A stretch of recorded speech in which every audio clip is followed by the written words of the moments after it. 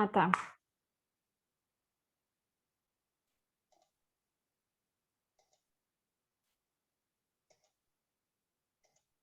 Pronto. Agora já está contigo. Tá. Agora é só ir no share screen, né? Isso. Pronto. Vocês estão vendo tudo direitinho aí? Sim, tudo certo. Beleza. Deixa eu ajeitar aqui para não atrapalhar. Então, pessoal, queria ver com vocês, antes da gente começar, é, se vocês ficaram com alguma dúvida, porque, querendo ou não, né, a gente está falando, a gente está terminando aí a questão do bem-aventurados os pobres de espíritos, né? Mas a gente entrou um pouquinho sobre. A gente entrou um pouquinho sobre a questão da arrogância, né? E entendendo que a arrogância ela é a exacerbação, então, do orgulho, né? E dentro desse último contexto que a gente estava conversando, a gente estava vendo sobre a questão do pêndulo, né? De como funciona, né? Como a gente vive num mundo dual, a gente estava entendendo essa questão pendular. Ora nós estamos no hiper, ora nós estamos no hipo, sendo que é, são contrapontos, né? De uma mesma coisa. Mas dentro da nossa dualidade, né, existe esses contrapontos, né, o polo positivo e o polo negativo, a luz e a sombra e assim por diante. Então, eu gostaria de saber quem estava na aula e até quem assistiu também depois, se conseguiu pegar bem essa questão do pêndulo ou se teve ainda alguma dúvida sobre isso.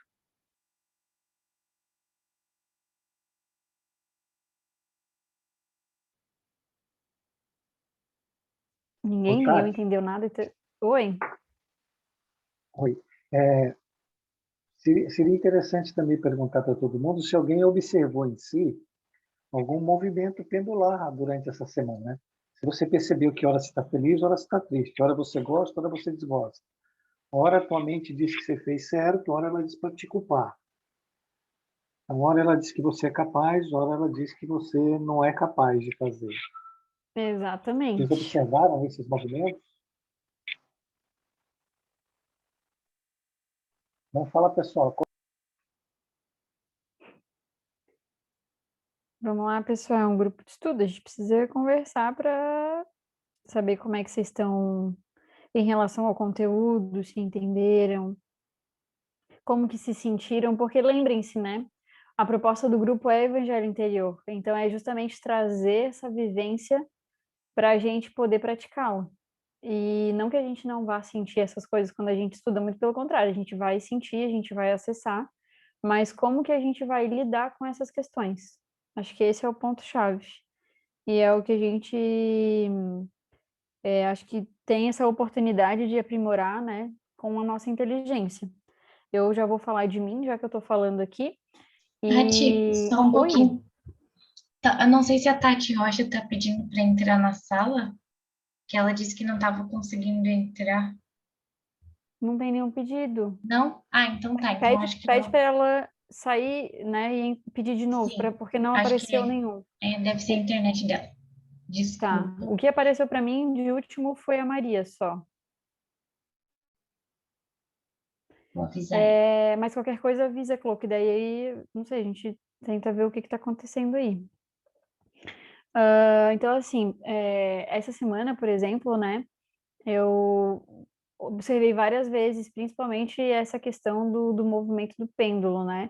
E como eu tinha compartilhado até, acho que na última aula, talvez, muitas vezes a minha maior forma de lidar, que não era lidar de fato, né, era a fuga. Então, eu tentava, quando vinha alguma coisa, algum instinto muito forte, enfim, a irritação para mim é uma coisa que é muito presente, é, eu tentava, não vou olhar para isso, não vou dar foco para isso não crescer, como se eu não quisesse alimentar essa irritação. Mas, na verdade, a gente sabe que fuga, tanto a fuga quanto maior revolta sobre aquilo, não são interessantes no processo de entendimento, né? E de evolução com aquilo. Então, assim, nessa semana, principalmente, eu tentei dar uma olhada mais nisso, assim, né? De ver quais eram os pontos de responder, por exemplo, com irritação, principalmente quando tinha alguma coisa que eu achava importante que não era feita, principalmente designada a terceiros, né? Então, eu estava até pensando, antes de entrar na aula, hoje ainda, sobre isso, né? Que eu vejo em mim, principalmente nessas últimas semanas, que a irritação, ela é um grande traço de arrogância, né? E é uma forma também da gente conseguir ver esse contraponto, né? Porque querendo ou não, quando eu, por exemplo, né, orgulhosa, arrogante, querendo que algo aconteça como eu quero, como eu acho correto, e não tenho essa necessidade atendida e fico irritada com isso, automaticamente eu não estou sendo humilde, né? Automaticamente essa irritação ela vem aí para me mostrar o que está acontecendo, né? Por que que eu estou irritada? Porque o meu ego não está sendo atendido, né? O que eu coloco como o melhor não está sendo feito, ou eu não estou sendo servida. E automaticamente isso gera em mim uma revolta. Então, qual é o contraponto disso, né?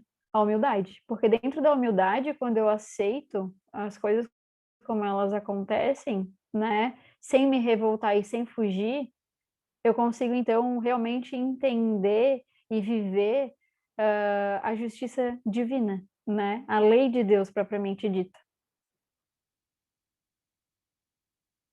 Eu dando os exemplos assim, ninguém tá com vontade de falar sobre como foi a semana, nada?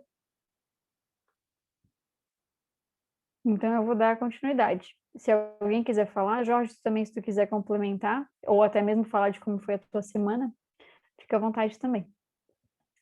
Então, só para recapitular sobre essa questão do que a gente estava vendo da arrogância, né, e do pêndulo. Então, é como a gente vê na imagem, né? Dentro da lei que a gente vive, né, que Deus é lei, a gente sempre tende à lei do equilíbrio. E dentro da lei do equilíbrio, a gente basicamente trabalha com o pêndulo. Então, esse pêndulo, ele vai trabalhar nos dois polos, sendo que os dois polos, querendo ou não, eles estão falando sobre a mesma coisa, né? Do hiper e do hipo. Então, essa imagem, ela vem ali para trazer sobre essas diferenças, né? E sobre como a gente tem a variação disso. Então, dentro da arrogância, deixa eu ir direto aqui, ó, para esses que eu queria falar. Dentro da arrogância, que daí, para explicar a questão do pêndulo, caso alguém não tenha conseguido realmente compreender e levar para a vida, né, sobre a questão do pêndulo, o pêndulo da arrogância em si. Independente se ele estiver no hiper ou no hipo, tá, gente? Ele vai falar sobre a questão da arrogância. A gente, nesse momento, a gente não está falando dos pêndulos de contrapontos, né? Por exemplo, a gente não está falando que o contrário do bem é o mal, ou que o contrário do quente é o frio, ou da luz à sombra. A gente está falando de como o nosso ego está trabalhando de uma forma pendular dentro da própria arrogância. Então, dentro da arrogância, quando eu estou no hiperpsiquismo, quando eu estou cheia de mim, o Jorge trouxe esse slide, lembrando que essa é uma aula do Jorge, então, gentilmente, ele cedeu, né, esses slides para mim, para falar sobre isso, e isso foi uma autoanálise dele, né? Ele falou ainda que ele não conseguiu colocar dentro dessa autoanálise tudo que ele conseguiu observar dentro desse polo do hiperpsiquismo, ainda falando sobre arrogância. Então, quando ele viu que ele estava no hiper, tá? Então, ele estava de um lado do pêndulo, dentro dessa arrogância, ele sentiu esse orgulho ostensivo, né? Que levou, então, ele a sentir coisas como autossuficiência, excessiva autoconfiança, grande determinação, complexo de superioridade, então é quando a gente realmente está cheio de si, né? E eu falo a gente, mesmo sendo um slide onde o Jorge construiu, agora a Tati Rocha está aqui. Porque nós somos complementares, né? E nós somos feitos da mesma divindade, caímos pela mesma escolha, né? Que foi o orgulho. Então, nós também temos isso, nós também levamos isso conosco, tá? Então, o dono da verdade, que não deixa de ser o complexo de superioridade, né? Altivez, soberba, desmedida presunção, ambição, cobiça, competição. Então, tudo isso ele foi sentindo enquanto ele se observou num polo hiper da arrogância. Então, pensem com vocês, quando vocês estão nesse polo do hiper, né, do hiperegotismo, quando vocês estão cheios de si. Eu, por exemplo, eu sinto essa altivez mesmo, né? A raiva me promove isso. A revolta, geralmente ela está... geralmente, vejam, geralmente, não sempre. Então, eu já observei que a raiva, geralmente, ela está correlacionada quando eu estou num momento de hiperpsiquismo, né? E eu sinto muitas questões sobre o que o Jorge estava aqui trazendo para a gente. Agora, o polo do hipopsiquismo da arrogância em si, né? Ou seja, quando eu estou mais introspectivo, quando eu não estou altiva, né? O que eu sinto nesse polo, mas ainda assim trazendo o traço da arrogância? Eu sinto medo, insegurança, incerteza, timidez. Vocês percebem que eu estou numa contração? Então, a gente falou sobre isso. Dentro da lei de equilíbrio, toda vez que a gente tem uma exacerbada expansão, depois a gente vai ter uma exacerbada contração, porque a gente vai tender o equilíbrio. Se a gente fica equilibrado, a gente não tem nem a expansão de um e nem a contração de outro. Só que nesse momento, né, do que a gente vive em sucessivas expansões e contrações, sucessões de... Estou repetindo. Contrações, expansões, contrações, expansões. Então, lembrem que quando eu falo expansão, eu estou falando do hiper, né? Eu estou me achando, eu estou com o peito inflado. Pensem num pombinho. Eu, quando já fico assim, até mais dona de mim, eu chego até botar o peito para frente, como se eu estivesse aqui, né? Então, vem, vamos brigar então, sabe? E já ao contrário, né? Quando eu estou no hipo, quando eu estou na contração, eu estou murcha. Então, por isso que tem toda essa questão da baixa autoestima, da ansiedade, da carência, da angústia, da melancolia, da tristeza profunda, do desespero, da depressão. Isso aqui ele também trouxe ali por causa do livro Ícaro Redimido, que a gente também conversou na última aula, né? E aí, como é que eu posso falar? Esse passo a passo da evolução, vamos dizer assim, foi justamente até o que levou o principal personagem do Ícaro Redimido, né? Então, da depressão, que levou ao suicídio, que ele virou, então, uma monoideia, e dentro dessa monoideia, ele foi para o processo de ovoidização, automaticamente ele teve perda da consciência ativa, né? Tamanha era a fuga de si mesmo. Então, ele realmente não conseguia mais ter o reconhecimento da consciência dele, porque nós somos a nossa consciência. Então, nesse processo dele, ele se tornou apenas uma ideia, né? Que é o processo da monoideia. Então, isso aconteceu porque ele estava no polo do hipopsiquismo. No livro fala exatamente sobre esses dois polos, né?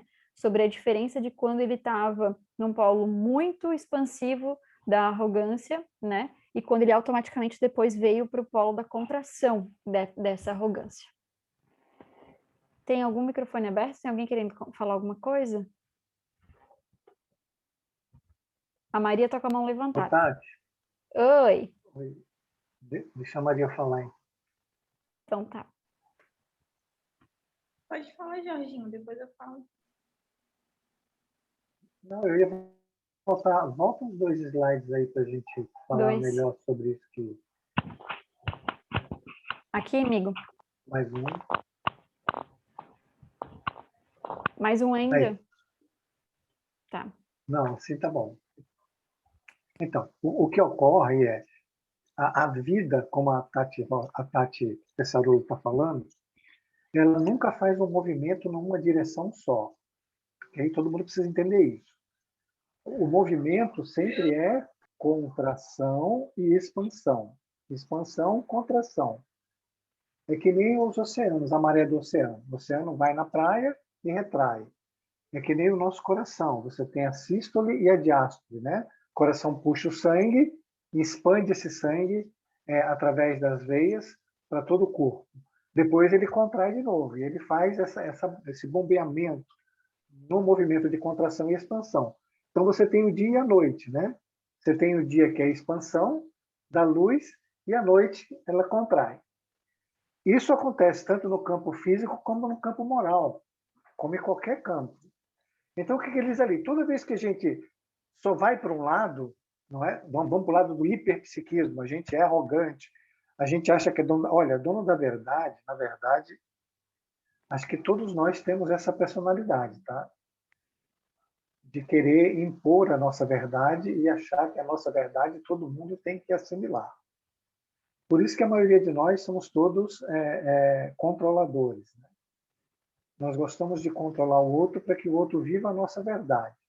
Então, porque a gente acha que a nossa verdade é melhor. Aí tem um pouco de soberba também.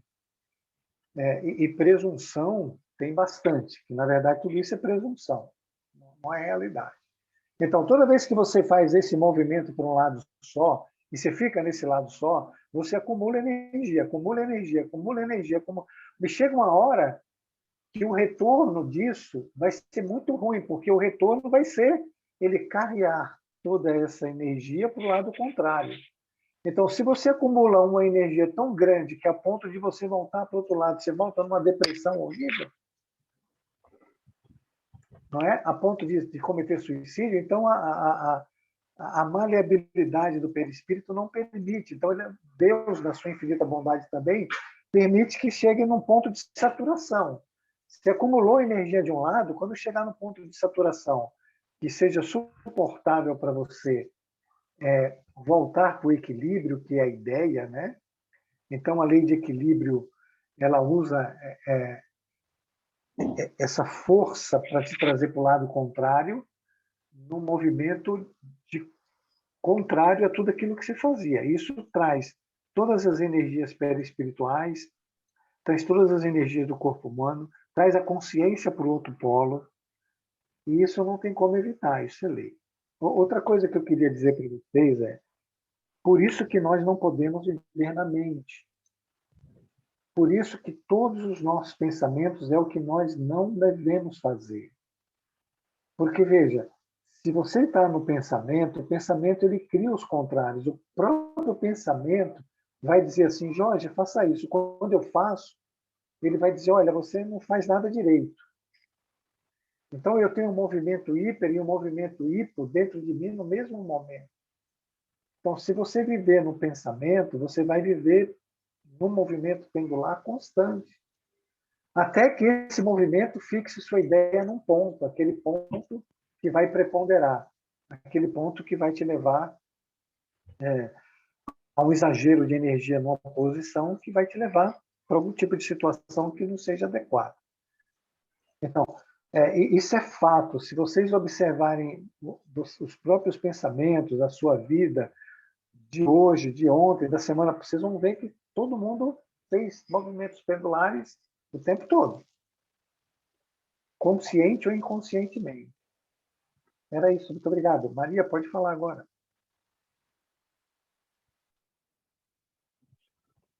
A Maria veio aqui para me dizer que era exatamente isso, e que depois ela não ia poder abrir o microfone, mas ela falou que era exatamente a mesma coisa que você estava falando, amigo. Então é isso, gente.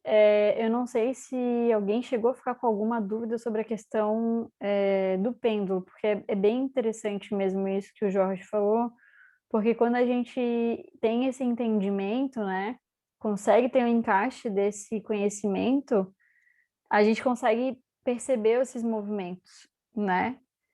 Consegue observar, eu acho, né? Quando ele acontece, a gente capta. Porque na maioria das vezes, no dia a dia, eu não sei se sou só eu ou se vocês também vivem dessa forma, mas no dia a dia a gente está tão atrelado na rotina e com coisas a resolver que os nossos pensamentos que levam a sentimentos diante desses processos, eles não são muito observados.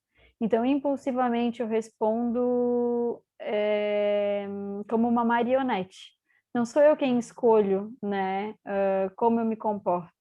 Então, vem fulaninho e me ofende, eu fico irritada, fico chateada. Vem fulaninho e me traz uma flor, aí eu fico feliz.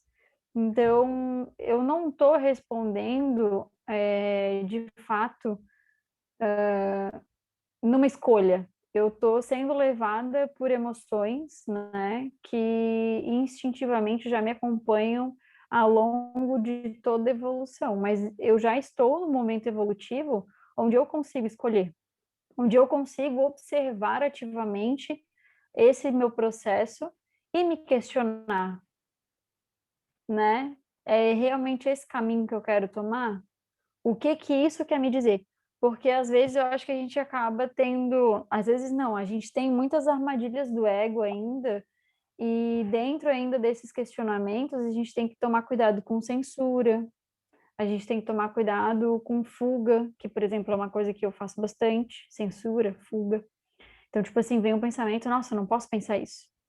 Mas não é isso, entende? Não é você conversar com o seu pensamento no sentido de não posso pensar isso. É olhar e observar o que que ele está querendo te dizer, né? A que instinto ele está ligado e como que tu pode se perceber e se movimentar melhor dentro disso. Tudo certo, pessoal? A Maria respondeu lá de longe. Sim. Carlinhos está com o microfone aberto. Eu acho que tu quer falar alguma coisa, hein? A Cláudia também abriu rapidamente. Eu esqueci a É que eu entrei um pouquinho Hã? atrasado, esqueci. É que eu entrei um pouquinho atrasado e esqueci aberto. Ah, Obrigado. tá. Não quer falar nada, amigo. A princípio, não. Obrigado. Só estou prestando atenção. Então tá certo. Então tá bom. Obrigada, Carlinhos. Então vamos seguir, pessoal. Acho que essa questão do pêndulo ficou clara, né? E isso é importante pra gente. Então, voltando ao evangelho aqui, porque a gente deu uma abertura, né, para falar sobre a questão da arrogância, ajudando ali, pegando a aula até do Ícaro Redimido, né, que o Jorge fez. Então a gente está voltando agora para o evangelho. Todos vós que dos homens sofreis injustiças, sede indulgentes para as faltas dos vossos irmãos. É interessante que aqui no Evangelho ele fala sobre injustiça, mas aos olhos humanos, né? Porque dentro da lei de Deus a gente sabe que não existe injustiça. Nos sentimos injustiçados, por exemplo, dentro de uma situação onde a gente está sendo acusado de algo que não fizemos, ou estamos sendo responsabilizados por algo que não fizemos, nós nos sentimos injustiçados nessa vida terrena. Mas a gente sabe que não existem injustiças, né? Então a lei está fazendo com que eu passe por essa situação para que eu possa o que eu tive de determinismo, né? Para que eu possa ter oportunidade, então, de ser humilde, né? Como que eu vou responder, então, perante uma injustiça aos olhos do homem? Então, ele pede para que a gente seja indulgente para a falta do nosso irmão, né? Ponderando que também vós não vos achais isentos de culpas. Ou seja, nós estamos tendo uma oportunidade de algo que a gente teve uma má escolha no passado, né? É isso caridade, mas é igualmente humildade. Se sofreis pelas calúnias, abaixai a cabeça sob essa prova. Que vos importam as calúnias do mundo? Se é puro o vosso proceder, não pode Deus vô-las compensar? Suportar com coragem as humilhações dos homens é ser humilde e reconhecer que somente Deus é grande e poderoso. E eu sempre lembro da passagem que o Jorge fala, Amigo, me ajuda. Acho que é uma conversa de Jesus com Pôncio Pilatos, é isso? Que Isso, ele perfeito. fala isso, que ele fala sobre a questão da crucificação, é isso, amigo? Então, o Pilatos diz que você não sabe, Jesus, que eu tenho o poder de crucificá-lo, de matá-lo. E Jesus diz, não, você não tem poder nenhum sobre mim que não foi dado pelo alto. Perfeito. Então, Ou Jesus seja, quis dizer que você não ele tem era submisso à vontade de Deus, não à vontade de Pilatos, né? que se Deus estava permitindo aquele acontecimento, né, amigo? Ele, né, entendia que era Perfeito. Ele o era melhor. submisso. Não, ele era Exato. submisso, E, totalmente submisso. e isso eu acho tão E isso incrível, leva a porque gente a assim, algumas Jesus, reflexões, né, Tati? Porque na verdade, assim, todos nós estamos neste momento, na família, no trabalho, na cidade, dentro de uma questão como essa de Jesus e Pilatos, né? Foi Deus que permitiu que a gente estivesse aqui. Agora, a questão é saber se a gente está submisso a isso ou revoltado. Pode continuar, Tati. Desculpa ter te interrompido. imagina, amigo, é exatamente sobre isso, né? É exatamente sobre isso. E é interessante porque, querendo ou não, a gente tem o ímpeto de o tempo todo querer provar alguma coisa. Se a gente está na revolta, sei lá, a gente errou, por exemplo, né? A gente é culpado de fato, vamos supor. E a gente ainda quer se dissimular e dentro dessa revolta a gente quer a todo custo provar que a gente está certo, seja por soberba mesmo, né? E até astúcia, para não sofrer uma consequência, vamos dizer assim. A gente também faz isso nessa ocasião, né? De querer provar que está certo, mesmo a gente sendo inocente. E por que que a gente se preocupa tanto com isso, né? De querer provar que a gente está certo. A gente, independente, tá, pessoal? É isso que eu tô falando. Isso é uma pergunta para que vocês levem isso para o íntimo. Por que que eu tenho necessidade de provar que eu tô certo em todas as situações? Seja ela uma situação que eu realmente estou certa ou uma situação que eu tenha errado. O orgulho, eis a fonte de todos os vossos males. Aplicai-vos, portanto, em destruí-lo, se não lhe quiserdes perpetuar as funestas consequências. Um único meio se vos oferece para isso, mais infalível, tomardes para a regra invariável do vosso proceder a lei do Cristo, lei que tendes repelido ou falseado em sua interpretação. No final das contas, é o orgulho que nos leva justamente a também não acreditar na lei, né?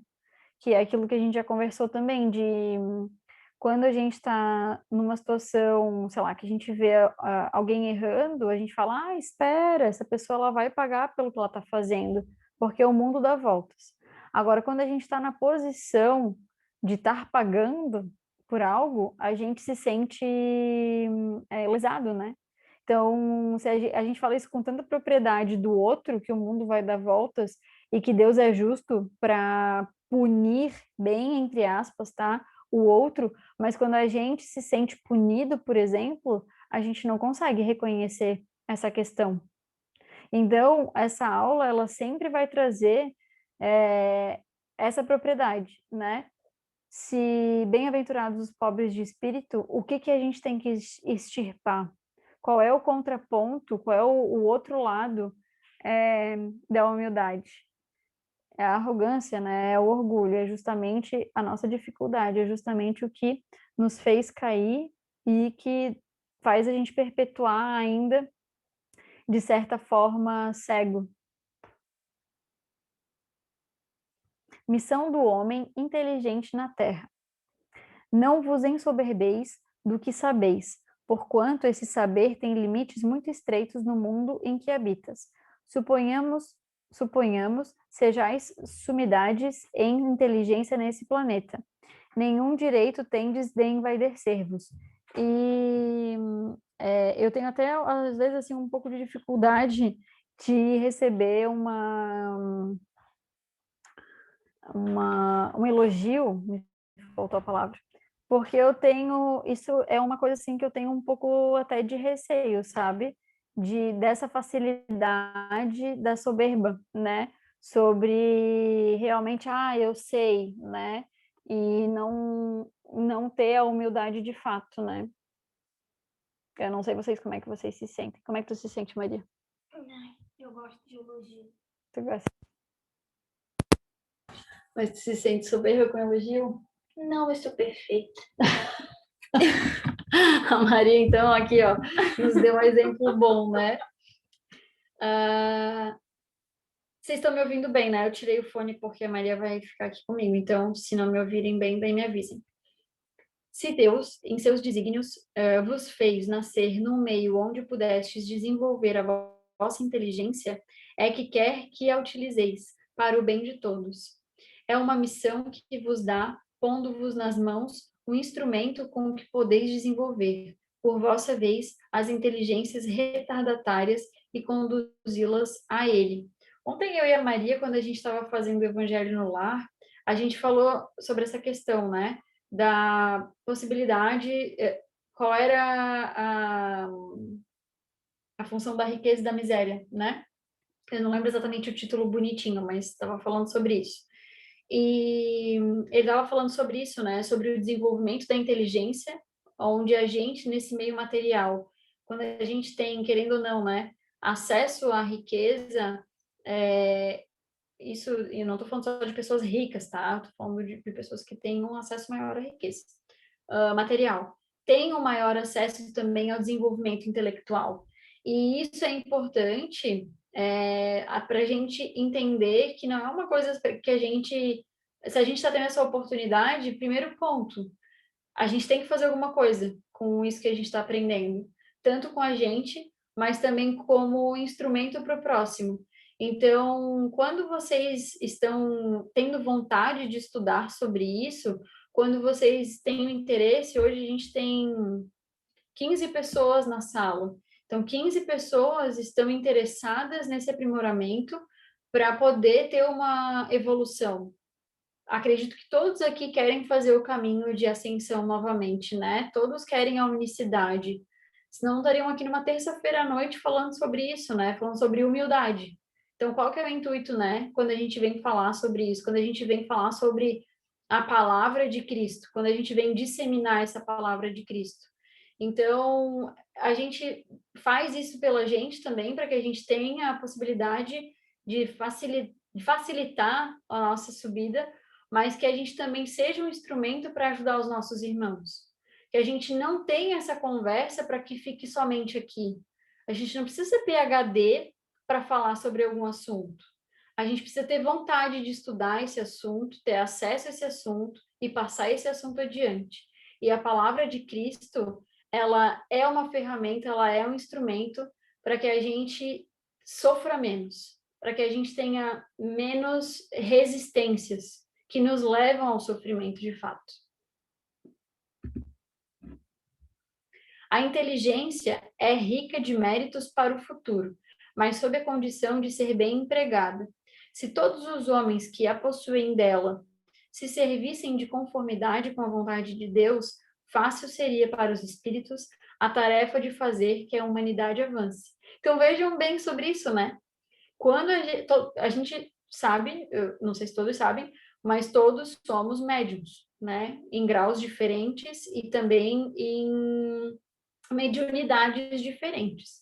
Então, os espíritos, eles são instrumentos também para nos ajudar a manifestar sobre a palavra de Deus.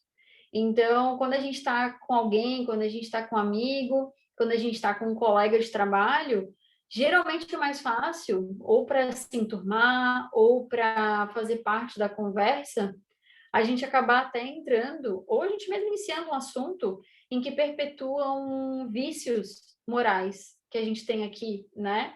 Então, se eu estou numa mesa de conversa, e aí estão lá reclamando, sei lá, sobre a política, vou dar um exemplo.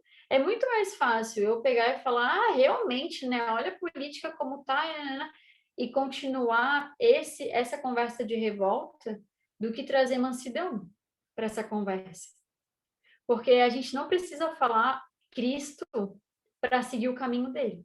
A gente não precisa mencionar a lei de Deus para exercê-la. A gente pode, sim, fazê-la e falá-la sem mencionar exatamente isso, né? Mas são escolhas, né? E dentro da nossa inteligência, a gente tem que saber ter escolhas e não simplesmente ser marionete dos nossos impulsos primitivos. Infelizmente, muitos a tornam instrumento de orgulho. Opa, Cris, pode falar, Cris. Oi, gente, boa noite. Hoje eu Boa me noite. atrasei um pouco, tudo bem? Tudo bem. Então, só falar um pouquinho disso que tu acabou de falar, né? Que a gente pode ser multiplicadores de tudo isso. Mas, assim, o mais bacana é quando a gente consegue compreender esses ensinamentos, consegue vivenciar esses ensinamentos e passa a ser exemplo, não é um exemplo arrogante, né? Mas as pessoas começam a conviver com a gente e realmente perceber um comportamento diferente do habitual. E isso é fantástico, porque aí desperta até uma curiosidade, né? Puxa, por que aquela pessoa vive daquela maneira? Em que ela acredita? Né? Quais são os hábitos que ela tem?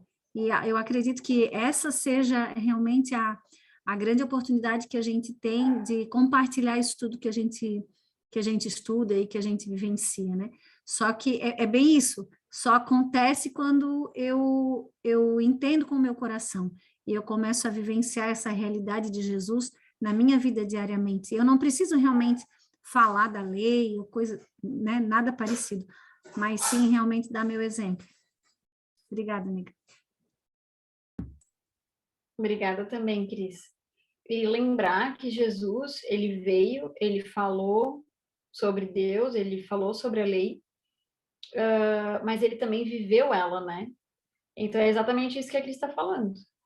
É a gente viver e a gente também conseguir levar acalento, né? Mas principalmente viver, né? Infelizmente, muitos a tornam instrumento de orgulho e de perdição contra si mesmos. O homem abusa da inteligência como de todas as suas outras faculdades e, no entanto, não lhe faltam ensinamentos que o advirtam de que uma poderosa mão pode retirar o que lhe concedeu. E até em alguma outra aula, algum outro momento, a gente estava falando sobre isso. Eu acho que foi até lá no Ceará mesmo, em alguma palestra, enfim, eu não consigo me lembrar, mas vou dar um exemplo aqui que acho que ficou bem famoso, né? Então, olha a potência de... É João de Deus? Olha a potência de João de Deus, né? Um baita médium, ele veio com uma capacidade gigantesca, mas ele acabou direcionando para um lado que não ia de forma condizente com a lei, né? Então, ele não usou de uma forma positiva e ele não conseguiu ser instrumento daquilo que ele era, da potência que ele trazia para os irmãos dele também, né? Eu acho que esse é um grande exemplo desse slide. Acabou? Acabou, gente, era isso. Nem botei um slide de final, veja bem. Então, era isso. Foi tão abrupto, né? Achei que eu tinha mais coisa para falar. Falei que acabou hoje. Mas acho que era isso. Espero que tenha ficado claro, que tenha servido e que tenha tocado vocês. Me tocou bastante essa passagem do Evangelho, né? Esse capítulo, na verdade. E o Evangelho, ele realmente traz chaves para que a gente consiga acessar dentro da gente conteúdos, né? E conteúdos que já estão com a gente, né? Porque o Evangelho interior, ele já nos habita. Mas basta a gente possibilitar esse encontro, né? A gente possibilitar a experiência de vivê-lo. É isso. Alguém ficou com alguma dúvida? Porque daí eu acho que agora é com a Ju. É a Ju? Acho que é a Ju. É a Ju. E É comigo. tem que me tirar de host daí. Acho que tu consegue passar para ela, Tati. Como? Tu clica ali na janelinha dela, nos participantes e coloca Make Host. Que eu acho que eu não consigo. Só se tu voltar para mim, de qualquer forma, daí. Não é. Cadê? Não é Juliana Silveira, é Ju. Só tá com É. Ju? Tá em cima da Juliana Silveira. Ah, desculpa. Aí clica ali do ladinho, More. Onde, amor? Em cima do Renee. Ah, Yes. foi. Deu. Deu certo. Deixa eu abrir. Ju, saudades, amigo. Vou compartilhar minha tela. Vai compartilhar mesmo? Peraí. Deu uma travada, mas veio, amiga. Agora. Né?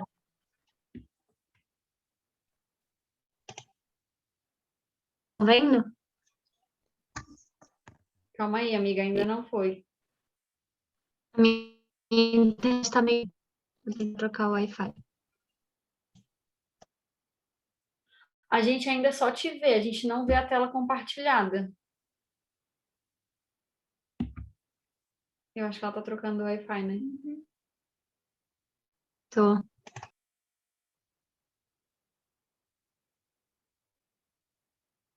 Acho que ela caiu. Uhum.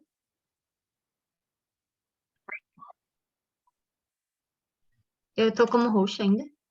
Porque eu caí, eu Não. acho. Não, foi a Clô tá como host, que daí, na verdade, tá como Cristiane Salum. Mas acho que ela vai se transformar. Sim. Isso. Colocar. Agora tu tá bem, amiga. Agora a gente te vê. Agora a gente vê a Beldade, que é a Ju. Pronto. Tive que trocar o Wi-Fi, porque tava muito ruim o outro. Deu. Vocês estão vendo agora? Estamos, amiga. Então tá bom. Então, dando sequência às aulas, né, gente? Eu vou fazer o capítulo 8 do Evangelho. E esse capítulo chama Bem-aventurados aqueles que têm o coração puro. E é quase uma sequência do que a Tati já estava falando agora pra gente, né? Dentro desse capítulo, a gente tem esses temas, tá? Ele começa com deixar e vir as minhas criancinhas. Aí ele passa para pecado por pensamento, ele fala sobre adultério. Depois ele fala da verdadeira pureza, onde ele menciona mãos não lavadas. Aí, em seguida, ele vai para o escândalo. Se a vossa mão é um motivo de escândalo, cortai-a. E em seguida tem as instruções dos espíritos, que daí tem duas passagens, que é deixar e vir a minhas criancinhas e bem-aventurados daqueles que têm os olhos fechados. Então, para começar, a gente vai para o primeiro título, né? Que é deixar e vir a mim as criancinhas. E aí ele começa falando: bem-aventurados os que têm puro coração, porquanto verão a Deus. Apresentaram-se-lhe, então, algumas crianças, a fim de que ele as tocasse, e como seus discípulos afastassem com palavras ásperas os que as estavam apresentando, no caso, aliás, né? Jesus, vendo isso, zangou-se e lhes disse: deixai que venham a mim as criancinhas, e não as impeçais, porquanto o reino dos céus é para os que se lhe assemelham. Digo-vos em verdade que aquele que não receber o reino de Deus como uma criança, nele não entrará. E depois de as abraçar, abençoou-as, impondo-lhes as mãos. Então, aqui a gente pode ver a imagem, né? Eu achei essa imagem bem bonita, até porque Jesus está sorrindo. Eu tinha várias imagens, e essa eu gostei muito porque ele está sorrindo, né? Com as crianças ao redor. E aí, ele fala das crianças, né? Que quem vai entrar no reino dos céus são aqueles que se assemelham à criança. E o que significa essa criança, né? O que significa essa pureza do coração que ele está mencionando ali? Significa justamente a inocência da criança, né? Quando a gente pensa em uma criança, a gente não pensa em uma pessoa ruim. Dificilmente a gente vê uma criança que a gente considere uma criança ruim. Geralmente a gente olha para uma criança com carinho, com cuidado, com afeto. A gente quer cuidar daquela criança, a gente quer zelar por aquela vida nova que está surgindo, né? Então, é importante pensar que, claro, nem todas as crianças elas vão ter o coração puro, né? Porque são espíritos que estão reencarnando, mas de qualquer forma, nesse momento em que ele está enquanto criança, e nesse momento de transição, ele tem os impulsos mais adormecidos, vamos dizer assim. E eles acabam tendo muito mais influência da matéria, né, nessa época de criança, do que do verdadeiro impulso dele, né, de espírito muito antigo que está sendo reencarnado nesse momento. Então, quando ele fala de criança, ele não significa a criança, de 0 a 8 anos, eles vão entrar no reino dos céus. Significa para todas aquelas pessoas que agem com a pureza que uma criança age, né? Com a inocência que uma criança age. A criança não tem maledicência, ela não faz zombarias, né? Quando a gente pensa em uma criança, a gente pensa justamente nisso, nessa inocência, nessa pureza que ela tem, né? E aí aí agora, né, o Kardec com os espíritos falando, ele continua. A pureza do coração é inseparável da simplicidade e da humildade. Exclui toda a ideia de egoísmo e de orgulho. Por isso é que Jesus toma a infância como emblema dessa pureza, do mesmo modo que a tomou como da humildade. Então, como a gente estava falando, quando a gente pensa em uma criança, a gente pensa nessa simplicidade, nessa humildade, nessa inocência que ela traz, né? A gente não pensa em uma criança orgulhosa, arrogante, né? Cheia de orgulho, cheia de egoísmo. A gente tende a ensinar as crianças a dividir os seus brinquedos, a dividir as suas coisas. Então, tudo isso que a gente ensina para uma criança, para ela ser uma criança melhor, a gente também pode aplicar na nossa vida, para que nós sejamos pessoas melhores, né? E o espírito da criança pode ser muito antigo e traz, renascendo para a vida corporal, as imperfeições de que se não tenha despojado em suas precedentes existências. Então, como eu falei, né? Nenhum espírito que está vindo aqui reencarnado enquanto criança é realmente um espírito infantil, um espírito infantilizado. Geralmente são espíritos com muitos, muitos anos, como nós, né? Que estão vindo para uma nova oportunidade, estão vindo para uma reencarnação para poderem se melhorar, né? E aí, quando eles vêm, existe esse estado de latência, de dormência, né?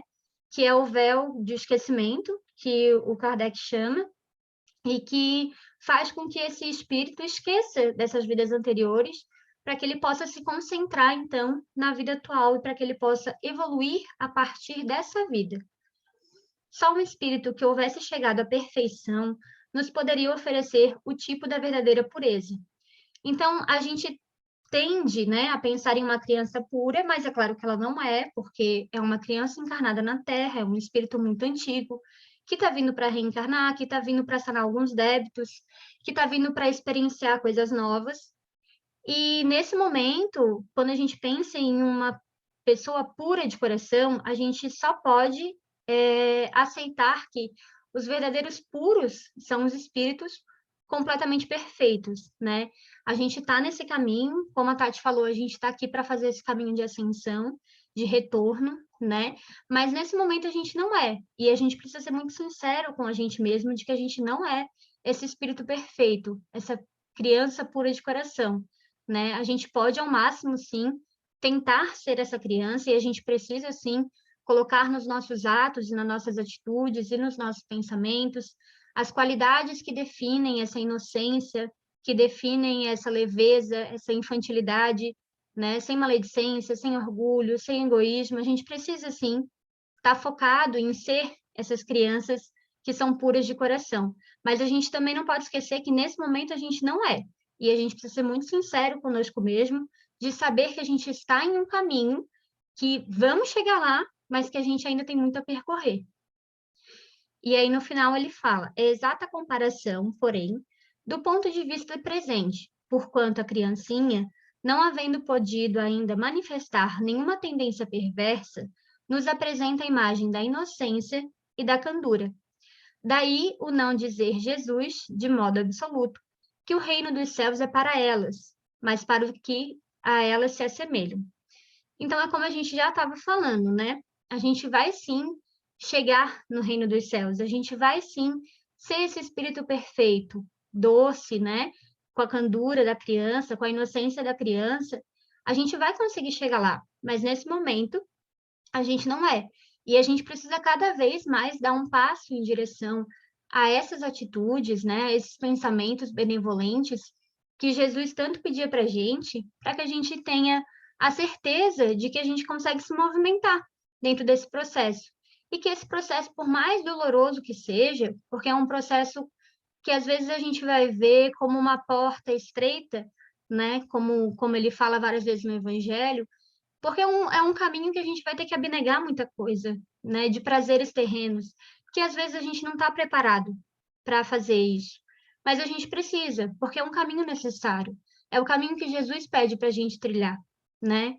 Eu quero me parecer com uma criança, eu imagino que todos queiramos, né? Porque a gente está aqui em uma terça-feira à noite, como a Tati já falou, em um processo de aprimoramento moral que é muito importante para cada um de nós.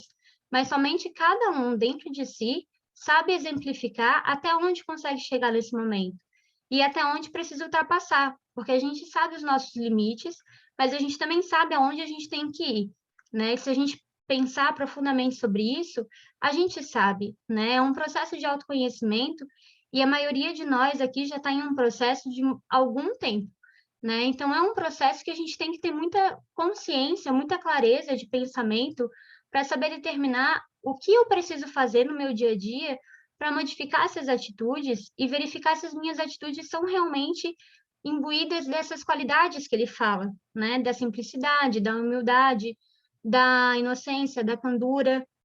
Será que eu estou me fazendo ser essa criança? Ou será que eu estou me deixando levar pelo meu instinto de espírito muito antigo e não estou conseguindo perceber aonde eu preciso modificar? Alguém quer comentar? Eu quero, amiga. Pode ir. E é justamente isso, né? É a gente olhar também, porque assim, ó, querendo ou não, a gente tem que ter muita vontade, né? Não é só a gente olhar e falar assim, ah, não, realmente isso aqui eu tenho que mudar. Mas assim, ó, tudo que a gente tem que mudar, a gente vai ter um grau de resistência importante. Então é que nem a Ju falou, não vai ser agradável, a gente não tem que pensar na mudança como uma coisa, nossa, que maravilhoso, né? Até eu já não me lembro mais agora quais são as aulas de terça ou de quinta, porque eu já estou misturando, porque eu estou fazendo tudo junto, mas até eu estava ali falando, acho que foi na quinta, que eu falei, dei um exemplo para a Cláudia, né, falando que a gente sente prazer, por exemplo, em estar irritado, em fazer coisas que são anti-lei, porque se a gente não tivesse nenhum prazer nisso, a gente não faria isso. Se isso só causasse dor, se isso só causasse desconforto, a gente faria o contrário. Só que assim, a gente tem que lembrar que zona de conforto não significa zona de prazer. A zona de conforto ela pode ser dolorosa, mas a dor que a gente conhece, para a gente é mais confortável do que uma libertação. Então, a resistência nesses pontos, ela é muito grande. E a gente tem que ter vontade. Vontade é a palavra que nos leva a exercer isso tudo que a Ju está falando para a gente. Obrigada, amiga. Obrigada, Tati. Alguém mais quer comentar? Pode falar, Cris. Então, na verdade, estavas falando, né, dos instintos, que é esse nosso subconsciente, e é o que a Tati falou também, né, que tem que ter muita vontade e tem que traçar um objetivo. Não para que chegar em algum lugar exato, né, porque aí a gente já está travando o processo, mas saber pelo menos por qual caminho eu preciso seguir. E isso é ter objetivos espirituais, isso é muito importante, porque na hora de uma tempestade, a gente precisa saber se a gente quer ir para o norte ou para o sul. Eu preciso ter bem traçada essa linha que eu quero seguir, né? E acrescentaria, né? Então, além da vontade de transformar esse subconsciente, porque é através dos novos atos, dos novos hábitos, que a gente vai transformando tudo isso, né? E é muito pesado esse subconsciente, pesado no sentido de grandeza. Ele é grande, ele é forte, e ele manda esses impulsos pro consciente de maneira inconsciente, ou seja, mesmo ele estando ali quieto, não sei se eu me fiz entender, mas ele tá mandando impulso o tempo inteiro. Então, e isso a todo instante, a cada pensamento que eu tenho, a cada desafio da vida, e eu só percebo, a gente só percebe realmente se está muito atento, com muita vontade e determinado, né? E experimentar esse outro lado também é muito maravilhoso, porque isso vai trazendo uma paz para a gente. E aí a gente quer mais. E assim segue, né? Se segue pelo caminho. Tá bom, nega, obrigada, era isso. Obrigada, Cris. Helena, pode falar.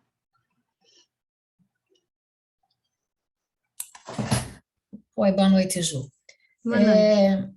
Então, na aula passada, a Tati realmente falou essa questão do se a gente continua agindo de forma indevida, inconveniente, é porque a gente sente algum prazer, né? Eu fiquei com essa coisa na minha cabeça e tentei amadurecer, mas confesso que não consegui absorver essa ideia ainda, porque no meu entender, né, na minha humilde opinião, a gente age dessa maneira por condicionamento mesmo, por, né, tantos milhares e milhares de vidas, de encarnações procedendo do mesmo jeito, talvez lá atrás, lá, né, quando a gente agia daquela forma, eu tivesse algum prazer, mas hoje, assim, ó, eu me deparo com tantas situações que me causam tanta dor, né, e aí eu fiquei pensando, mas que prazer há nisso, né, então, assim, eu gostaria até de esclarecer melhor assim essa questão, porque para mim não está claro essa questão de sentir prazer em violar a lei de Deus, sabe, por exemplo. Tati, você quer comentar, amiga? Amiga, é isso que eu ia te falar. Tu quer que eu fale? Pode comentar, depois se eu achar pertinente eu complemento. Então, na verdade, é exatamente aquilo que eu estava falando antes, né? Dentro da zona de conforto, a zona de conforto, inclusive a gente até, quando a gente começa a estudar mais sobre a questão de psicologia humana mesmo, a gente vê sobre isso, né? Nos próprios cursos de aprimoramento e desenvolvimento moral, né? Não necessariamente ligado a uma religião ou alguma doutrina. A zona de conforto é exatamente o que é conhecido para a gente. Isso significa que a gente se sente confortável dentro do que a gente vive. Mas o conforto, ele não está ligado a prazer, entende? Então, talvez, em algumas situações, tu não sinta o prazer, mas tu sinta o conforto de continuar perpetuando coisas que são conhecidas para ti. Então, por exemplo, tu falou, eu faço coisas e depois isso me gera dor. Tu tem também que olhar para ver se essa dor não está sendo uma censura de ti contigo mesma. Por exemplo, eu não aceito que eu esteja fazendo isso diante do conhecimento que eu já tenho agora. Então, o que está te causando dor? É a própria lei de Deus que está vindo aqui, está te causando um constrangimento, e tu ainda pegado ao teu orgulho, sente dor por conta do constrangimento, porque a gente sendo humilde, a gente não sente constrangimento, isso é um ponto importante para a gente esclarecer, né? A humildade faz com que a gente simplesmente viva, né? Simplesmente seja. Então, também tem que diferenciar dentro disso, sabe? Porque dentro da censura também há uma zona de conforto do que é conhecido, porque a censura ela é conhecida para a gente também, tanto da censura da gente com a gente mesmo, quanto da gente para o nosso irmão, né? Então, eu não sei se ficou claro. Helena, por favor. Então, essa questão do conforto eu até aceito melhor, mas é isso, né? É a zona do conforto, né? É mais fácil a gente lidar com o que a gente já conhece, com o que está acostumado, do que partir para um campo desconhecido, né? Nesse ponto, sim. Ficou mais claro para Daí mim. ficou mais palpável para ti, então. Sim, sim. Obrigada, Tati. Então, é isso, imagina. Jorge? Oi, amiga, tudo Oi, bem? Quanto tudo bom? tempo? É? Eu queria voltar para a aula mesmo do Puros de Coração. Eu queria aprofundar mais a questão dos puros do coração. Por que os puros de coração verão a Deus, por exemplo? O que nós vamos receber vendo Deus? E se eu não ver Deus, se não for puro de coração, o que acontece? Essa é a questão. A ideia do capítulo que eu gostaria de conversar com vocês e que todo mundo se posicionasse. Né? Então, o que é Deus? Deus é, por princípio, uma lei. Por essência, ele é amor. Não é? Por ser, ele é verdade. E por substância, ele é vida. Vida, vida, vida. Jesus, eu sou o caminho, a verdade e a vida. E vida em abundância. Vida é alegria, felicidade, paz, saúde. Tudo que é de bom do universo é vida. E só temos vida se tivermos amor. Então, o coração, ele é o símbolo desse amor, dessa vida. O coração é o centro que produz vida. No coração está as leis. Por princípio, ele é uma lei. Então, no coração, que é o símbolo da consciência, estão as leis divinas. Então, se eu não for puro de coração, eu não consigo identificar essas leis dentro de mim. Então, eu vou em busca do prazer aí. Okay? Se eu não identifico a lei, eu estou fazendo um movimento anti-lei, de afastamento de Deus. Dentro do coração estão os meus conteúdos que eu vivi, que desses conteúdos vem o pensamento. Que aí depois você vai falar adultério do pensamento. Por que eu adultero o pensamento? Porque o meu espírito, que está também dentro do coração, não é? Que está aprisionado em conteúdos mentais que eu vivi no passado, geram o meu pensamento, que são pensamentos contrários à lei de Deus. Eu adultero os pensamentos para me sentir bem. Não é? Por exemplo, para falar, a zona de conforto é uma adulteração para falar preguiça, né? Ó, você tem preguiça de evoluir. Não, você tem uma zona de conforto. É uma adulteração. Então assim, ó, é por isso que ser puro de coração é importante.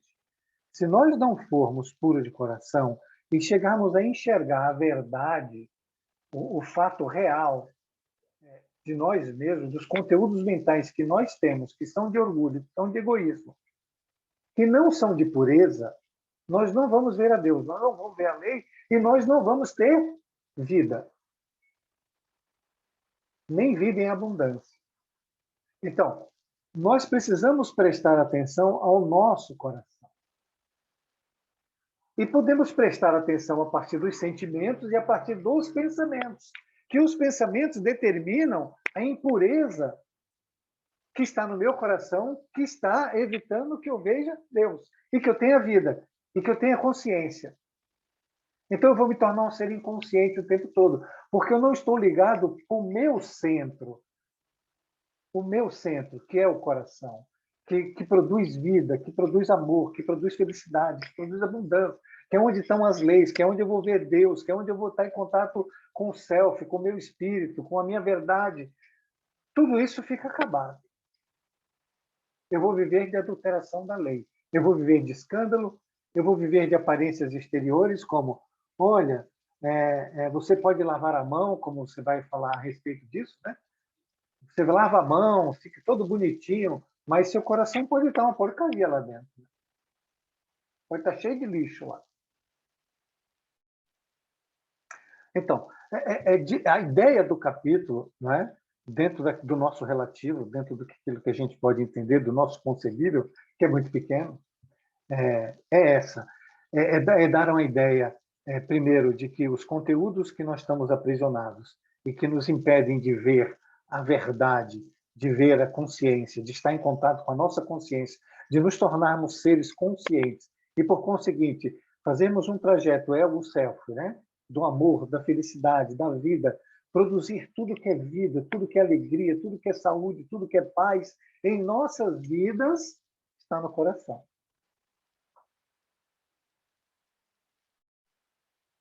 Não está na mente. Na mente tem os pensamentos que vêm dos conteúdos de impureza que estão no coração. E que eu estou lá por automatismo, por condicionamento e até mesmo por ignorância, por não saber que está no coração. Por isso que Jesus coloca isso aí de forma maravilhosa e fantástica. Né? E no final do capítulo ele vai dizer que nós precisamos ter a lei inteligente, que a lei é inteligente, que a gente não pode pegar a lei de forma condicionada, nem ver essas coisas com condicionamento. Nós precisamos ver isso de forma inteligente, porque toda lei, além de ser movimento, ela é um movimento inteligente. Então, agora nós podemos conversar. Eu gostaria que todo mundo participasse aí. Esse centro da vida, você percebe esse centro da vida? Você tem contato com o seu coração? Você sente a energia que está dentro de você? Você tem hábito de perceber os seus sentimentos? Os seus pensamentos que produzem, né? Os sentimentos que produzem os pensamentos, que estão tudo ligado, que impedem de você ver a verdade. Como é que você lidar com tudo isso no dia a dia? Onde você está? Se você não está vendo nada dessas coisas. Onde você está? Vamos, gente, como disse a Tati Tessarolo muito bem, como é que é? É um grupo de estudos, não é um grupo de diálogo, né? Nem de monólogos. Posso É um grupo falar? de diálogo, não de monólogo. Ou se você perguntar que pode falar, não pode. Aqui todo mundo pode falar. Me veio uma ideia agora, interessante, né? Porque, assim, o coração, a gente pode dizer que é o novo, né? E ele é alimentado por uma expansão de consciência. Por novas percepções, mas essas novas percepções só chegam com a mansidão. Então, vamos dizer assim, é um método novo, né? Então, a gente quer extrair o que é novo de alguma coisa que já existe, que é velho, entre aspas, né? Então, por isso que não funciona muito bem. E por isso que se fala tanto da mansidão, da desaceleração da mente, porque isso tudo vai trazer uma nova captação, vamos dizer assim, né? É como se a gente acessasse um outro patamar. E isso traz uma nova consciência. E alimenta o coração do que é novo. E aí o trabalho de trazer esse novo para o subconsciente.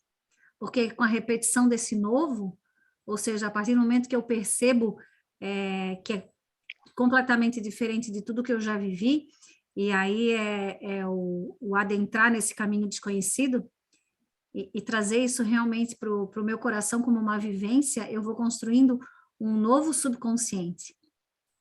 Entende? Entendo. Acho que é isso. A outra Cris / Claudine quer falar? Não sei se já Outra terminasse, Cris Cris. Sim, eu. Isso que a Cris falou agora me lembrou de uma situação que aconteceu semana passada, na sexta, um exemplo assim bem besta, assim, mas reforça bem isso que a gente está conversando.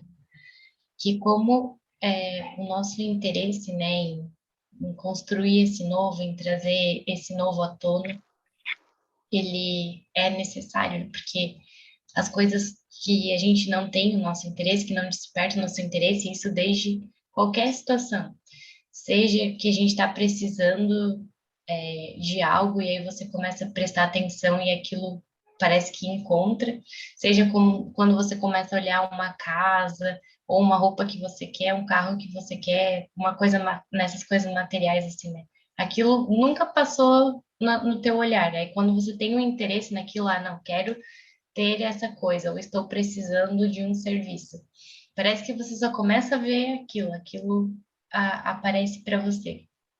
E a situação que aconteceu, até se a Tati estiver aqui, ela vai lembrar, Tati Rocha, que um amigo nosso estava comentando que ele precisava muito de um pintor, né, para pintar o apartamento dele, e ele chamou o Uber, e ele foi ler a descrição do Uber, e a descrição do Uber dizia que ele era, nas horas vagas, ele também trabalhava com a pintura, e ele pensou, nossa, esse lugar que você está vindo me buscar é o lugar que eu preciso que seja pintado. Então, você já vem aqui, já olha, já faz o orçamento. No fim, o cara fez o orçamento, fez a pintura para o apartamento que ele precisava.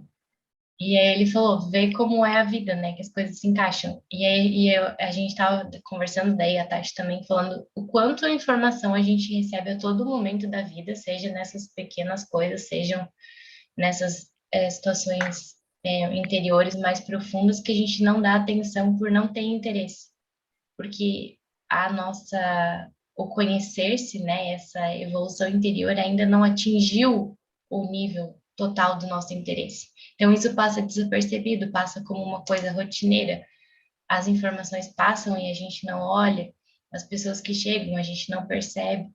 E aí, quando a gente começa a estimular isso pouco a pouco, isso vai se tornando mais frequente, fica mais fácil visualizar, né? Tanto visualizar um pouquinho dessa voz interior que começa a aparecer do nosso coração, como prestar mais atenção na vida, assim.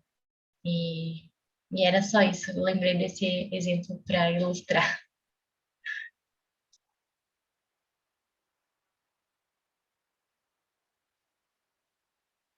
Falar? Então,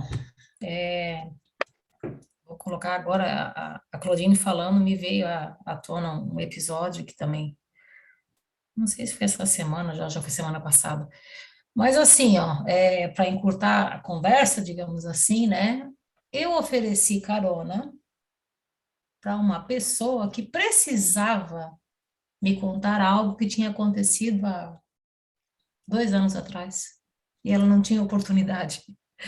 Eu me lembrei agora, porque assim, eu ofereci carona para ela, na saída de um velório, até foi uma coisa bem, né, espontânea, porque também não tinha grande coisa para fazer. Aí ela quer, me deixa no centro, eu pego um ônibus. Eu disse, não, mas né, não me custa nada, não tinha.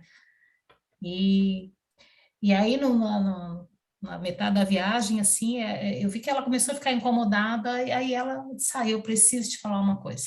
Olha só, aí contou, enfim, uma situação bastante até desagradável, que na hora me deu aquele tufão de raiva, mas graças a Deus depois eu fiz aquela análise, né? Tem horas que a gente consegue, né? Se fosse sempre assim, a gente seria tão feliz, né? Porque aí fiz aquela análise e pensei, nossa, o que que adianta? Primeiro, assim, tipo, tava, né? Já tinha passado, né? Mas depois o que que eu teria que aprender com aquilo, né? Por que que aquilo estava vindo para mim nesse momento?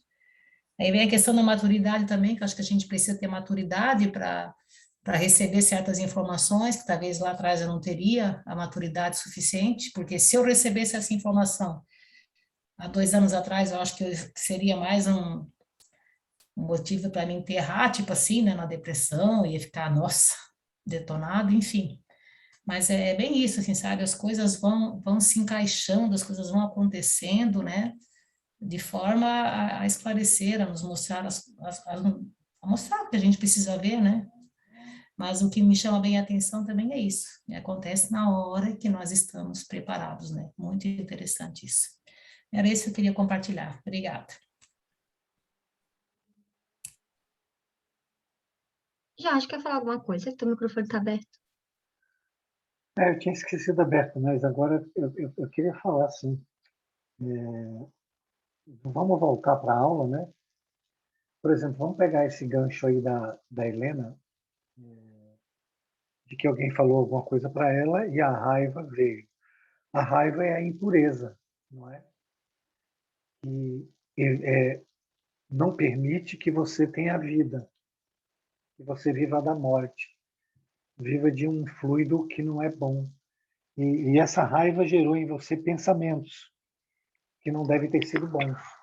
E esses pensamentos ganharam velocidade e energia e hiperatividade e bloquearam sua área de raciocínio ou não, como você falou aí, que não aconteceu pela sua maturidade.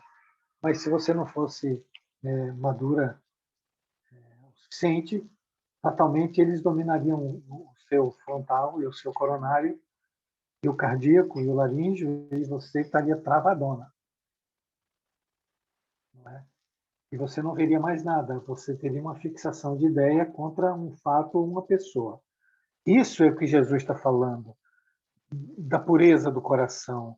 Como é que um coração que tem essas coisas, que não é só da Helena, é de todos nós, pode produzir vida? Não produz vida, não vê a Deus, não é um ser consciente. A pessoa não está em contato com o seu espírito, não está em contato com a verdade. Ela está vivendo na periferia de situações do passado, como disse a Cris, do subconsciente, de conteúdos mentais muito inferiores, que produzem os seus pensamentos, que produzem os seus fluidos, que produzem a saúde ou a doença do seu corpo e produz a vibração que vai dar as suas amizades espirituais e as encarnadas também, que produz o retorno de tudo aquilo que você fez e que não é bom. Então, a ideia é você olhar esse conteúdo e começar a trabalhar no sentido de limpar seu coração, de não produzir mais raiva. Senão não vai vir a Deus. Senão você não vai ter vida. Senão nunca vai ser alegre de forma eterna, não de forma efêmera. Então, é essa imperfeição, isso chama-se identificação. Se a gente não aprender a identificar esses pontos, usando a nossa vontade para identificar, porque primeiro a gente mergulha na sombra, depois você vai para a luz. Então, precisa mergulhar na sombra para identificar a sombra. Então, o que acontece? Deus te deu uma oportunidade de ouro para você identificar em você o que está causando impurezas no seu coração a ponto de gerar todo o resto. Todo o resto. Aí, quando falar, é porque minha vida é só sofrimento. Então, não está produzindo vida. Mas você é vida, porque você, eu e todo mundo é filho de Deus. E a substância do universo que vem do amor é vida. Mas nós estamos bloqueados, nós estamos separados, nós estamos dentro de um muro. Então, se vocês gostarem mais da Claudine, do cavaleiro preso na armadura, né? Então, essas situações que acontecem é exatamente para identificar o nosso problema. Identificar a adulteração da lei. Adulterou o amor pela raiva. Isso é adulteração. Mas tá bom. Obrigado, Juju. E eu tomei a tua aula bastante, né? Me desculpe. Nada, amigo, sempre bom.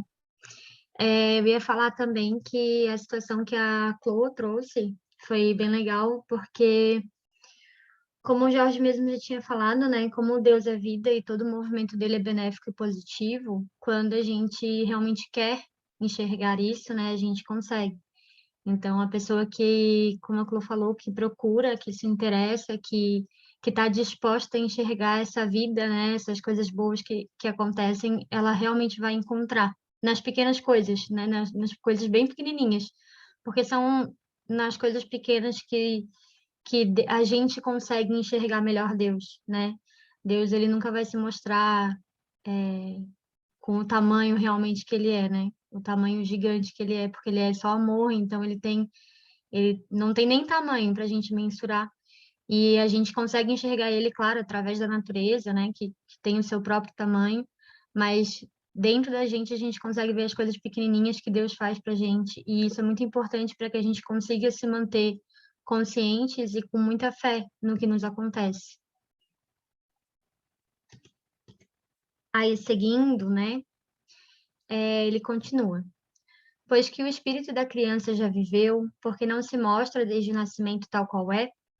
E aí ele, eu não sei se, né, depois de tudo isso, a gente estava falando do espírito que vem encarnado, né? E ele é um espírito muito antigo, mas ele vem encarnado enquanto criança.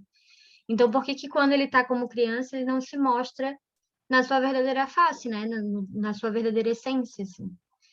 E aí ele responde, porque a criança necessita de cuidados especiais que somente a ternura materna lhe pode dispensar, ternura que se acresce da fraqueza e da ingenuidade da criança. Para uma mãe, seu filho é sempre um anjo, e assim era preciso que fosse para lhe cativar a solicitude. Então, qual é a mãe que aceitaria, né, encarnado, receber, por exemplo, uma pessoa que assassinou, sei lá, o seu pai em outra vida? Que a gente sabe que isso acontece, né? São os laços familiares, né, dos espíritos e todos os débitos que a gente tem um com o outro, a gente vem para sanar. Então, muito provavelmente, a gente conhece alguém que fez uma coisa muito ruim para a gente, ou a gente fez alguma coisa muito ruim para alguém que a gente conhece e que a gente ama muito. e a gente vem dentro da família, né, para justamente conseguir consertar, arrumar esses laços, né? Colocar vida aonde só existia antes ódio e morte. Então, quando a criança ela nasce, e ela nasce com o véu do esquecimento justamente para isso, para que ela consiga se passar realmente por uma criança pelo processo de indefesa, de fragilidade, para que a mãe e o pai e os familiares ao redor consigam ter ternura por aquela criança, consigam amar aquela criança e consigam criar aquela criança de uma forma sempre muito amorosa, né? E aí ele continua. Ela, no caso a mãe, não houvera podido ter-lhe o mesmo devotamento, se em vez da graça ingênua deparasse nele, sob os traços infantis, um caráter vil e as ideias de um adulto, e ainda menos se lhe viesse a conhecer o passado. Então, é claro que, né, aqui a gente tem a gente procura o autoconhecimento e a gente sabe, né, seja de forma inconsciente ou consciente, quem acredita em outras encarnações, como nós dentro do espiritismo, que a gente já fez muita coisa errada, né? E aí a gente para e pensa, se eu viesse contando tudo que eu fiz de errado, né? Eu viesse escrito numa cartinha tudo que eu fiz de errado para aquela família, e eu viesse já com ideias preconcebidas, com a minha própria personalidade, que é uma personalidade forte, que é uma personalidade cheia de empresas, será que essa família iria me aceitar da mesma forma? Será que eles iam me amar da mesma forma? Se tudo isso já tivesse impresso em mim desde quando eu nasci? A gente sabe que não, né? Porque como a gente está em um mundo tão evoluído, com pessoas que precisam ainda, né, caminhar um caminho muito longo, a gente sabe que se viesse dessa forma, não existiria como a criança ser bem acolhida, ser amparada, ser cuidada e conseguir o amor dessa família, né? E como a gente está aqui para evoluir, para que a gente consiga se amar, né? Se amar a nós mesmos e amar os próximos, então a criança vem dessa forma, né? Frágil, inocente, com candura, com fraqueza, com fragilidade, para que a gente consiga enxergar nela uma forma de a gente cuidar do próximo, de a gente amar o próximo e de fazer o próximo crescer com os meus próprios valores, né? Porque é isso que a gente faz com uma criança, a gente passa para ela os valores que a gente tem. E quais são os valores que eu quero passar para as crianças que eu vou gerar, que eu vou cuidar, que eu vou criar, enfim? Quais são os valores que eu quero passar e quais são os valores que eu quero ter, para além dos valores que eu quero passar, né? Então, essa parte da criança, ela mostra muito sobre o que a gente precisa ser, mas sobre também o que a gente precisa cuidar, porque a gente precisa cuidar muito das crianças que estão ao nosso redor, né? Para que a inocência também dessa criança não seja de forma errônea, prejudicada ou encurtada, né? Como a gente vê muito acontecendo hoje em dia. A adultização da infância, né? Que a gente tem tão frequentemente. Se a gente não consegue cuidar da criança material, se a gente não consegue impedir que a criança material continue ingênua, continue na sua forma de criança, se a gente tende a erotizar, a sexualizar, a adultizar essa criança cada vez mais e cada vez mais cedo, como a gente acha que esse comportamento de continuar ingênuo vai seguir dentro da gente? Né? Então, o externo que a gente faz com as nossas crianças materiais já diz que internamente a gente não está em um nível bom o suficiente para conseguir manter isso, ou para conseguir minimamente acreditar que eu tenha isso dentro de mim. Alguém quer comentar?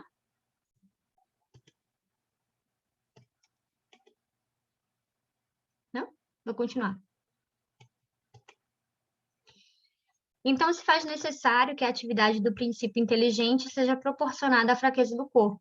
No caso, ele está falando da inteligência, né? A atividade do princípio inteligente, ele está falando no caso da inteligência mesmo do espírito, né? Que a inteligência, ela, nesse momento da infância, né? Ela fica travada, não a inteligência em si, mas eu digo assim, o caráter, né? A personalidade do espírito, ele fica travado nesse momento, porque nem o próprio corpo físico aguentaria, né, a trajetória histórica desse espírito, né, a trajetória moral desse espírito. Porque se a gente for parar para pensar, a nossa moral ainda ela é muito baixa. e ainda é muito pesada, né? Então, se eu vier com a minha moral completa, com aquele caráter completo, nem o meu próprio corpo físico vai aguentar que eu continue aqui, né? Então, quanto mais os meus pais me amarem, se todas essas características vierem comigo. Então, esse também é um motivo do porquê, né, a gente vem sem consciência de quem a gente é naquele momento. E essa é a razão porque, ao se aproximar da encarnação, o espírito entra em perturbação e perde pouco a pouco a consciência de si, ficando por certo tempo numa espécie de sono, durante o qual todas as suas faculdades permanecem em estado latente. É o que a gente estava falando, né? Então, nesse momento, ele precisa travar essa personalidade, tudo que ele traz consigo, né? Essa bagagem que ele tem. É necessário esse estado de transição para que o espírito tenha um novo ponto de partida e para que se esqueça, em sua nova existência, tudo aquilo que a possa entravar. Sobre ele, no entanto, reage o passado. Renasce para a vida maior, mais forte, moral e intelectualmente, sustentado e secundado pela intuição que conserva da experiência adquirida. Então, a gente sabe, né, que tudo que a gente já vivenciou, historicamente, continua com a gente, né? É parte do que a gente é parte do que a gente construiu. Então, essa bagagem, ela não vai embora. E todos os meus débitos, né, todas as minhas dívidas com a lei, todos os meus impulsos errados, eles vão voltar para mim, porque ele fala, né, sobre ele reage o passado. Então, isso significa que o meu passado ele não vai ser esquecido, nem por mim e nem pela lei divina, mas que uma hora ou outra ele vai chegar, quando eu tiver melhor consciência, melhor madureza, né? Quando tiver me amadurecido intelectualmente, moralmente, quando eu estiver pronto para vivenciar aquilo, né? Seja numa fase mais de infância, seja numa fase de adolescência, seja já na fase de adulto, né? Esse passado ele vai retornar. Mas nesse momento da minha infância, eu preciso estar zerado, vamos dizer assim, para que eu consiga enxergar isso como realmente uma nova oportunidade. E para que as pessoas que estão ao meu redor entendam que essa é uma oportunidade para elas também, para mim e para elas, para que elas consigam me ajudar nessa trajetória terrena nova, né, que está acontecendo. Alguém quer comentar? Falta um minutinho, acho que a gente pode parar por aqui, né?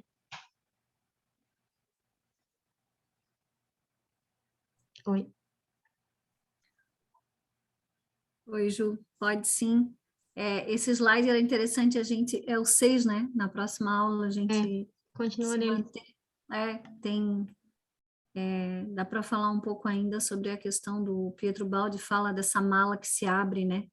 Lá na adolescência, e é bem interessante. É isso aí. Obrigada, Ju. Obrigada, Tati, né? E chegamos no nosso horário. Alguém quer fazer o encerramento para nós?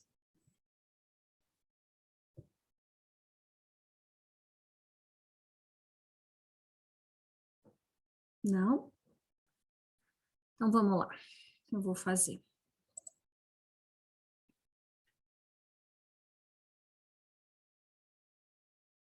Nós possamos, nesse momento, elevar os nossos pensamentos a Deus e a Jesus, agradecendo pela oportunidade do aprendizado.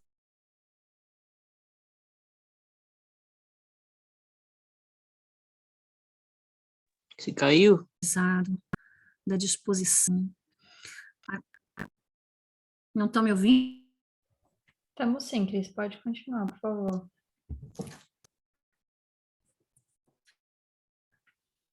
Então vamos lá. Pai nosso que estás nos céus, santificado seja o vosso nome. Venha a nós o vosso reino, seja feita a vossa vontade, assim na terra como é feita nos céus. O pão nosso de cada dia dai-nos hoje, Senhor. Perdoai as nossas ofensas, assim como nós perdoamos a quem nos tem ofendido, e não nos deixeis cair em tentações.